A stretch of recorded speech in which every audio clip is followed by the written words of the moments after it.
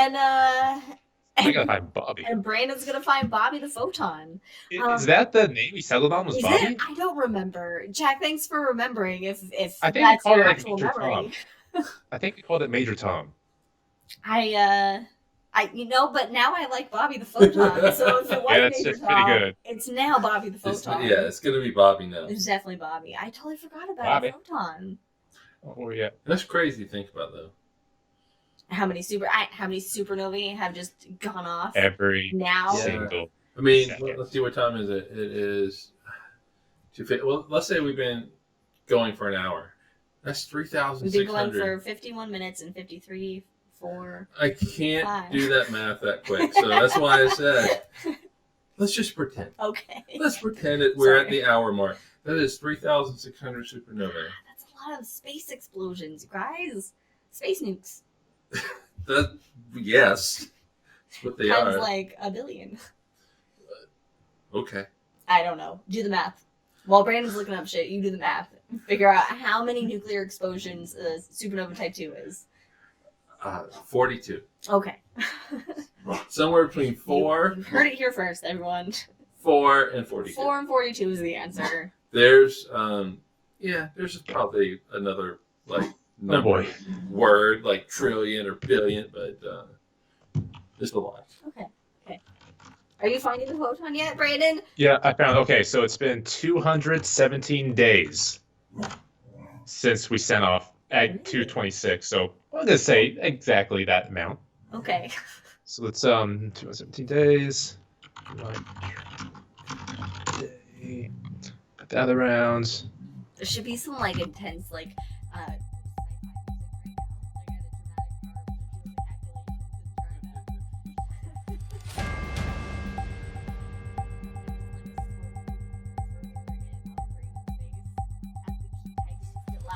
What the fuck does that mean? 1.609 E plus 10? It's in scientific notation. That's how far away it is. I mean, what does that mean? What is that in weight?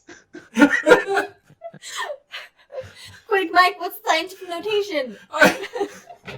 9 is a billion. So it is in the tens of billions. All right, let me just do this. So 1, 2, 3, 4, 5, 6, 7, 8, 9, 10 times 217. Jackson's punch card computer sound effect. Right. Oh god, there's even more pluses. Okay.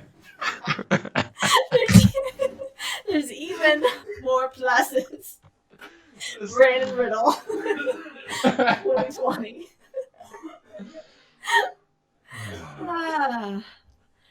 And then here my mom goes asking an intelligent question at us right now. My mom asks, if there's all those supernovas, how does that influence how we travel through space? Jack says they're far enough away that we would be fine. Yeah, that's what I was But what if we reach intergalactic travel, Jack?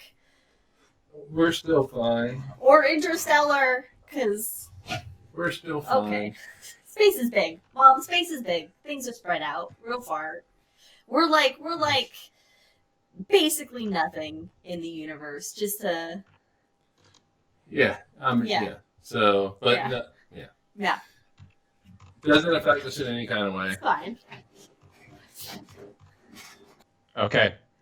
You got an answer. Oh, okay. Are you ready? Yes, we're ready after that was a really dramatic, long scene of heavy computing. Well, and then I just Googled, translate light into, what did I say? Tired. How far would light travel in a day? And there was a calculator and said, hey, how many days do you want to find out? 217. Here's your answer. Oh, Cool. That's nice. That's all I needed. The internet has everything. But it turns out I was way off. So, with that in mind, no, actually, I was pretty spot on there. It's only off by 1 billion miles. Okay.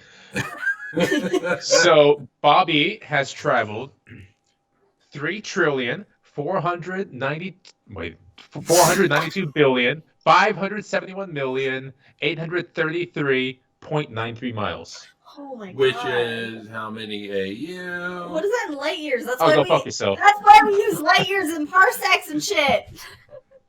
Let's find out. Well, it's not a light year. He did break a sweat, Jack. He did. Okay, that's 37,554 astronomical units away. That's what I thought. I was thinking that number. You're back. Hmm. Woo. All right, and we're talking about Troy's hair, apparently. Deanna Troy. Deanna Troy, from Star Trek. Her hair. I don't so much. Yeah, I remember her hair evolving. Started with a headband, and then moved it a half ponytail, I think. Like early Deanna Troy was rough because it was rough when it came to the outfits. Like I don't know if there was one, and then she actually became part of the crew later on and got the buttons and all that. Yeah, but part of me kind of didn't like that she had to wear the uniform, and she was because I liked her individuality of the outfit she would wear. So Look at when you. she was I in wanted to- uniform, I was like, oh man. Anyway, so we found out where Bobby the Photon We did. is. Do we have anything else we want to hang out and talk about? We only Besides Star Trek? We only have 9 more days, people. That's all we got. Right. Oh my god. That was so morose. Just I've lived through 2016. I've seen what 2020 is. All right, let me ask you. What would you rather die through? Supernova or this current pandemic? We might get both. We only have 2 more months of 2020 to get through. That's a long time. That's a long time in 2020 times. I know, right? Yeah. We might get both. I mean, it could happen, right? There's always a chance, right? Isn't that the laws of quantum? There's always a chance. Okay. I remember back in, I think in 2004 or something like that, Brian Grain put out his first documentary on PBS about string theory. And this was, at this time, I would have been 14 years old, trying to grapple with these weird quantum understandings of physics. But one of the things that really stuck with me is he was mentioning. What kind of childhood did you have? I loved PBS. I grew up on PBS so hard.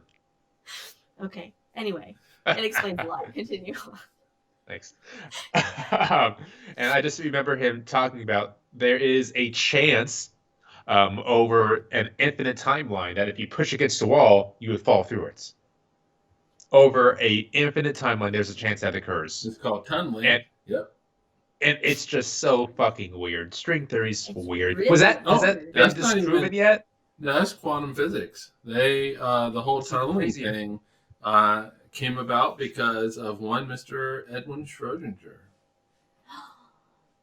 As in Schrodinger's cat fan. Well, everyone. his equation, you can get tunneling out of that. So yeah, quantum tunneling. Look it up. Regular quantum theory, not string philosophy. I really hope that has happened to somebody. What the fuck? And no one would believe them.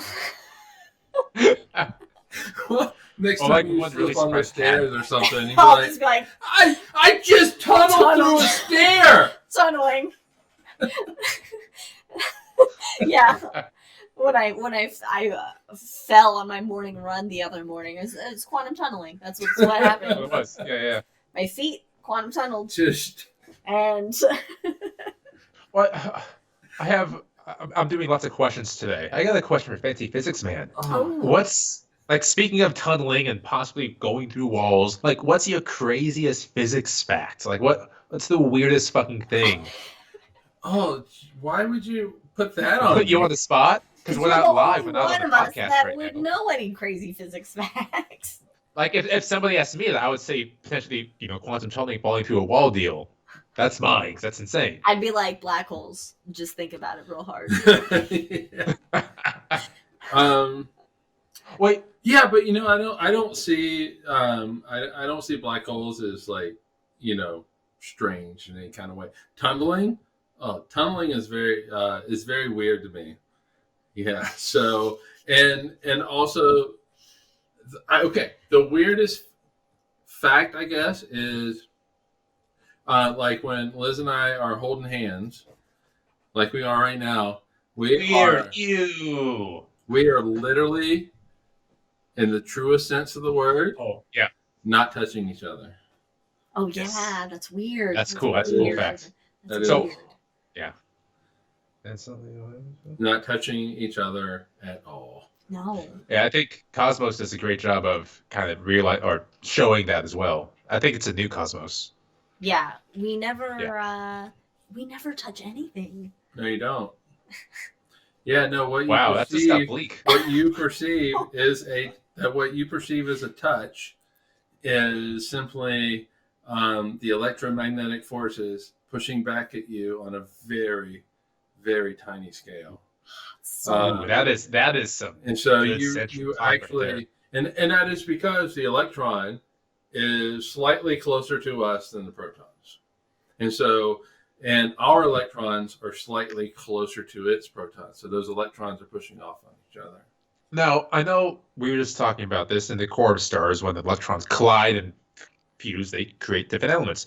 But like, what happens? Like, can they touch without having that much energy thrusted into each other, or do they need that energy to actually touch each other? you have to Okay. have that energy to come Mhm. over overcome what's called like the Coulomb repulsion. Oh, that's between- right, Coulomb. Yeah. Spelled with a C. I know that. Yeah. So those electrons get close, they push against each other, they repel. If you have enough energy, you can actually have the electrons share orbits, which means that you are now bonded. That's cool. So Wow. yeah. But just in the everyday sense, when we hold hands, I mean, yes, on a romantic kind of way, we are bonding. But in the physics kind So of way, we are not. We're not even touching. New line. Want to share my orbit? Oh, nice one, Mom. Yeah, that's good. That's well done. Man. Want to be my Trojan asteroid? All right, I'm gonna take Lenny out. I'll bring it back. Oh You my guys god. talk physics amongst yourselves. Oh my god, what are we doing? Oh, you asked us the strangest physics thought. Yeah, your answer was perfect. So, yeah, tunneling though, that's Very good. that's really cool. So, have we had? Can we do any experiments to test string theory, or is that still like a century away from testing it? Well, just on the periphery, on the edges of string theory are things that are testable. But when you're talking about Planck lengths, which are very, very short distances. That's the and smallest also- measurement you can get, right? Yeah, so it definitely, yeah. And so also when you're talking about all these extra dimensions, I mean, it's a lot of energy to even conduct those experiments. So, That's right. And what do those experiments look like? Well, so back when I was in college, when I was fancying myself a science journalist, I flew out to North Carolina to be part of the National Science Writers of America conference. And one of the professors talking at this was at UNC Chapel Hill. She was talking about ways to test ideas of multiple dimensions, multiple universes, basically. And she was saying if we exist together, there may be able to see some kind of evidence of these universes bumping into each other. And if they bumped into each other, there would be a cold spot on the CMB, on the what's the CMB stand for? Radiation. Yeah, cosmic background radiation. Thank you. There would be some kind of cold spot on the CMB. And when we were talking with her, she mentioned that there actually is a spot on the CMB where it's kind of colder than the rest, which is super cool. But I can't imagine an No pun experiment, intended. right? But I can't imagine some kind of experiment that would prove universes have bumped into each other like giant bubbles. Well, That's just the experiment would be the cosmic background, measuring the cosmic background radiation. That's the experiment, to see if you can see evidence of it.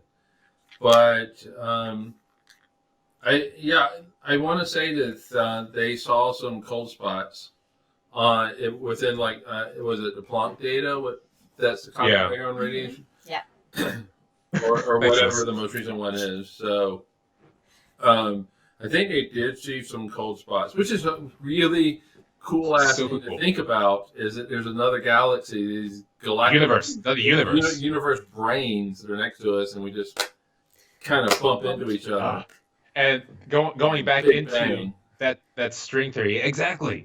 They were talking about when universes do bump into each other, the energy they put out actually ignites a whole nother big bang, a whole nother universe. It's just so cool.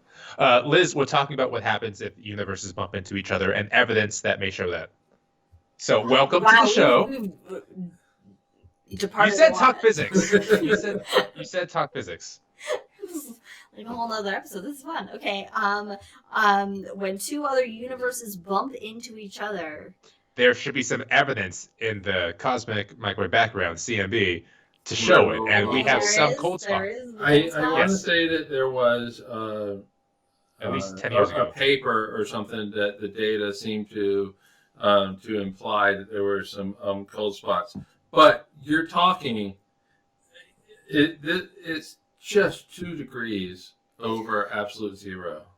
So just even the slightest region that might be lower in temperature, I mean, it's that difference between that and 2 point whatever degrees that the temperature of the universe is really, really small. That difference is really small. Well, it doesn't take much for climate change, so That is true. That is true. So again, November 4th is going to be a bad day. I'm sorry I brought it up. No, that was a really fun conversation. So I'm glad that occurred. Stargate Universe 2. Have you guys seen Stargate? Yeah. I have seen Stargate. Yeah. Like the TV series, show? I not the haven't movie. seen the whole series.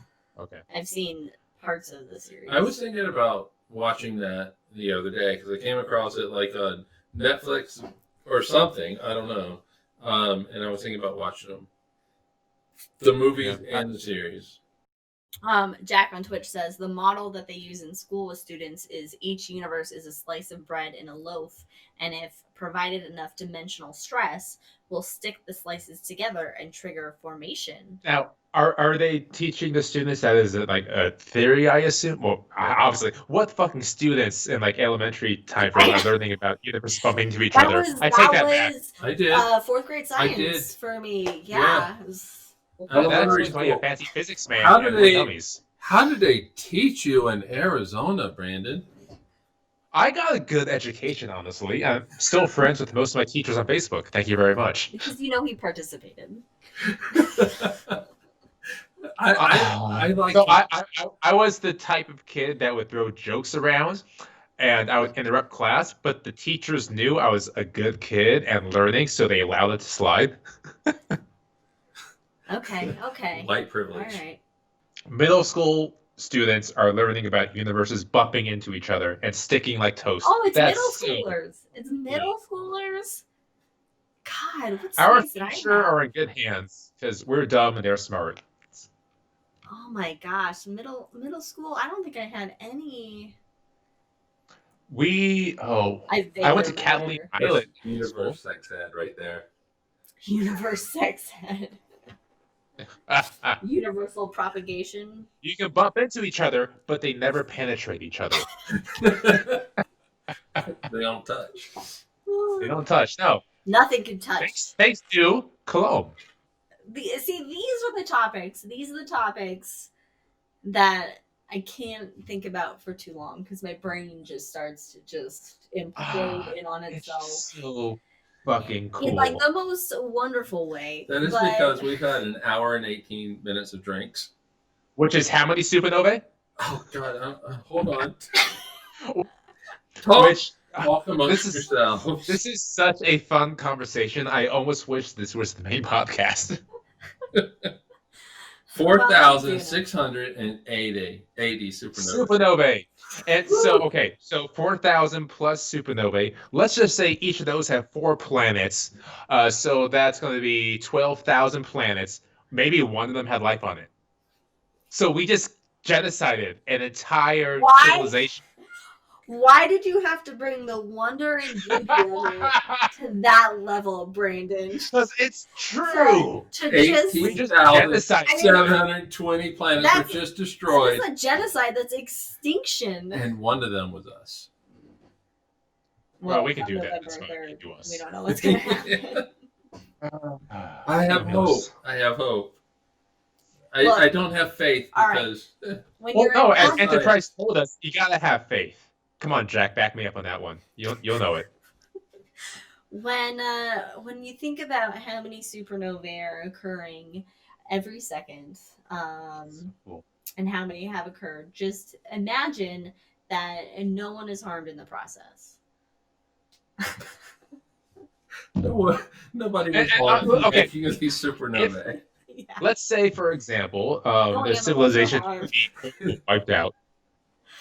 There is, I think it was not Dragon Ball Z, but regular Dragon Ball, where there's an entire civilization floating through space in a giant ball, because of course there's Star Wars Supernova.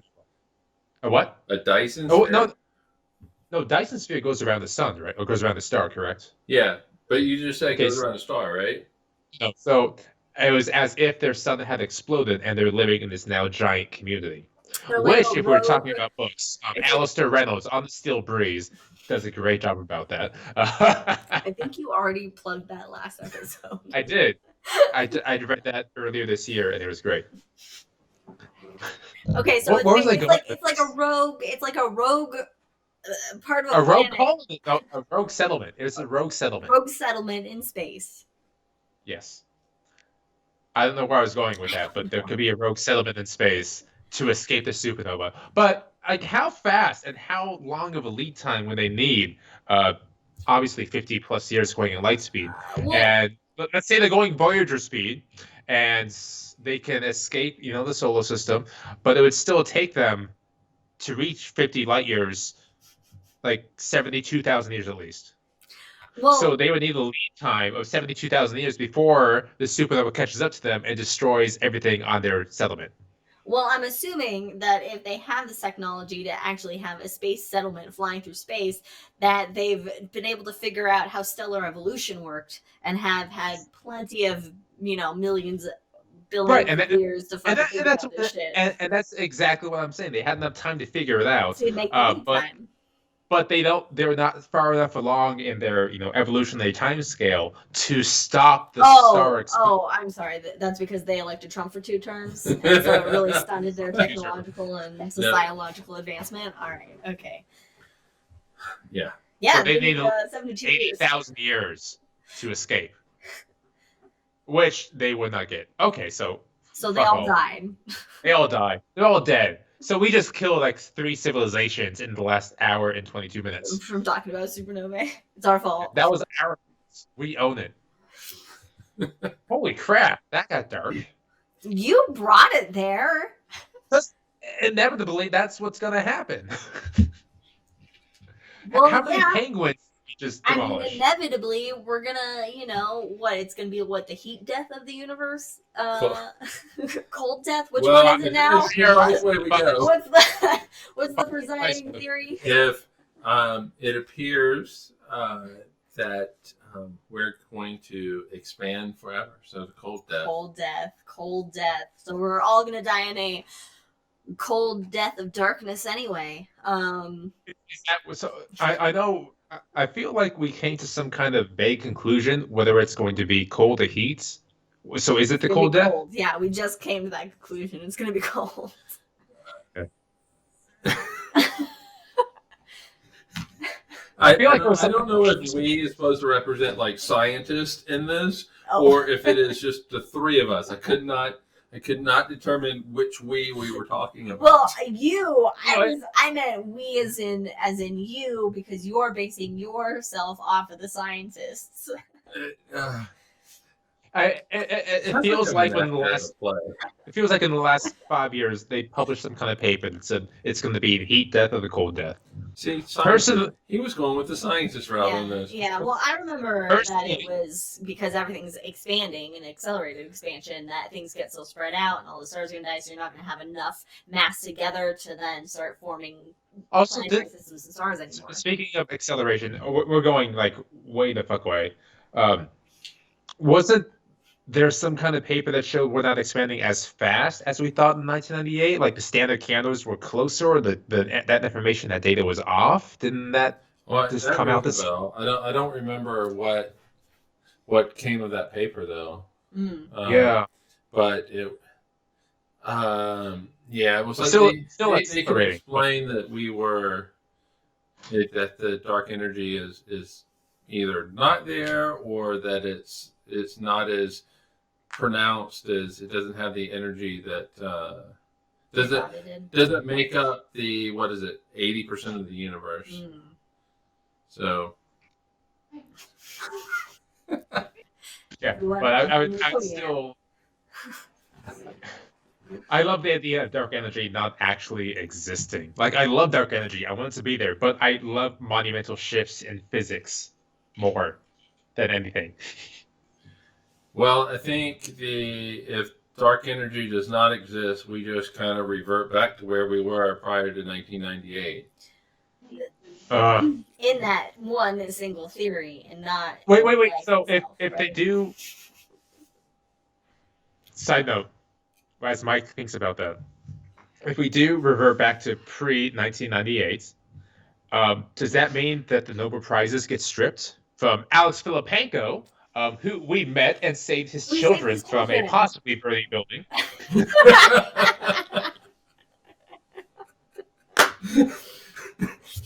Thanks, Linda.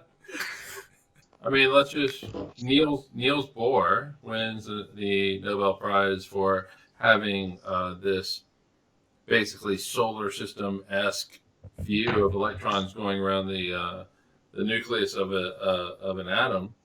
Well, it's not entirely correct, so you strip him. Yeah. Okay, we just went down some kind of rabbit hole while I was gone. No, we were answering your question of if they would get stripped of their Nobel Prizes. Right, but now we ended up on, does Niels Bohr get He was giving an example. Stripped? Yeah, no, I don't think that they do get stripped, but it's not. I don't think they would get stripped. Also, in more important news, first of all, dark energy is exploded universe farts. Thank you, Jack. It's great. Well, this was fun.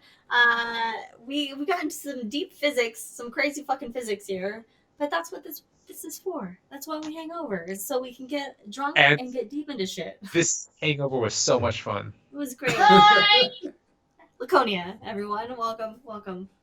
All right. Well, thanks for sticking around, everyone. And we will see you in a couple weeks when Brandon loses his shit over the future of space policy after whatever the fuck happens on November 3rd.